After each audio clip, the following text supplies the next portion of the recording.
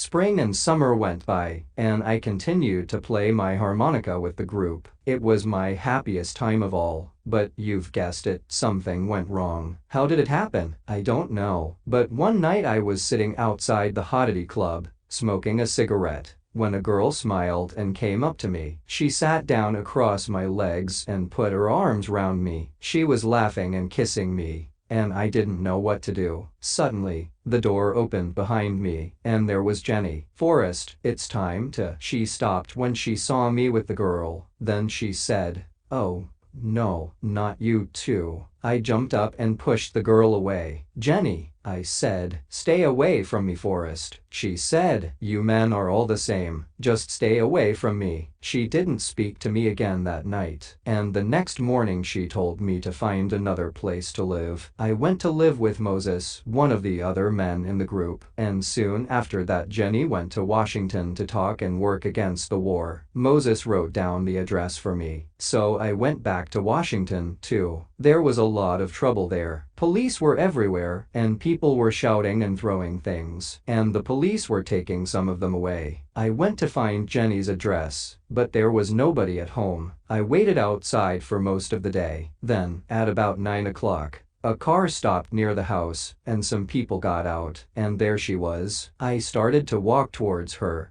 but she turned and walked away. The other people, 2 men and a girl, didn't know what to say. "What's wrong with her?" I asked one of the 2 men. "She just got out of prison," he said. "She was there all night before we could get her out." Jenny was in the back of the car now, so I went over and talked to her through the window. I told her how I felt. I was sorry about the girl, and I didn't want to play in the group without her. She listened quietly, then opened the car door for me to get in, and we sat and talked. The others were talking about something that would happen the next day. Some American soldiers planned to take off their Vietnam medals and throw them away in front of the crowds of people. Suddenly Jenny said, "Did you know that Forrest won a medal?" The others went quiet and looked at me, then looked at Jenny.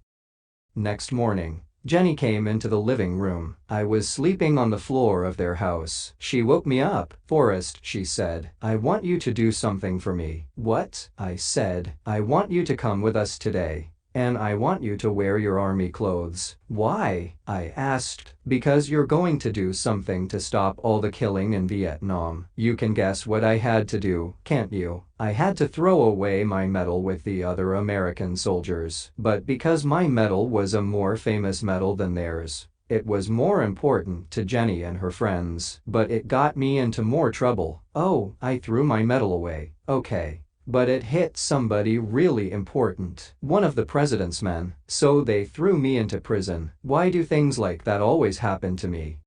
As it happened, I didn't stay in prison long, because they soon realized that I was an idiot, and they put me in a special hospital for idiots. It was the doctors at the hospital who decided to send me to NASA, that's the space center at Houston, in Texas. "You're just the kind of person that they're looking for," the doctors told me. I soon understood why. NASA sent me on a journey into space with a woman and an ape. Me, a spaceman. It was very strange. All kinds of things went wrong because of that ape. Instead of coming down in the sea when we returned, the spaceship came down in the jungle somewhere, and it was 4 years before the NASA people found us. But the ape and I were soon good friends. His name was Sue. Yes, I know it's a girl's name, but they sent a male ape up by mistake, and NASA didn't like to tell the newspapers that. And it was in the jungle that I met Big Sam, a man who taught me to play chess. And that was important, as you will see later.